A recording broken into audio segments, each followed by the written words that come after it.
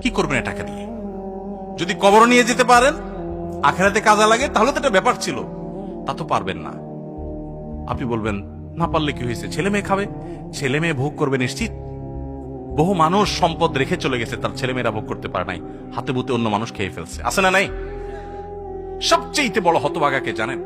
আল্লাহর জমিনে সবচেয়ে বড় দুর্ভাগা, সবচেয়ে বড় বেয়াকুব এবং নির্বোধ মানুষ হলো সে, যে যাদের জন্য চুরি করবে তারাও সে দায় নিবে না। কিয়ামতের দিন ছেলে আয়সা বলবে না, আব্বা চুরিদারি ডাকাতি 2 নম্বরই যা করছেন, ঘুষ সুদ যা খাইছেন, আমাদের জন্যই তো খাইছেন, আল্লাহ আমার আব্বারে জাহান্নামে দিয়ে না, আমাদের নিয়ে যান।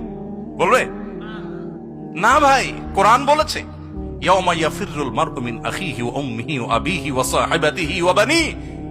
সন্তান বাপকে দেখে মাকে দেখে পালাবে, যে না জানি আজকে কোনো কিছুর জন্য ধরে। সবাই ইয়ানফসি ইয়ানফসি করবে। যাদের জন্য চুরি করবেন ওরাও দায় নিবে না। আপনার মতো নির্বোধ কে হতে পারে?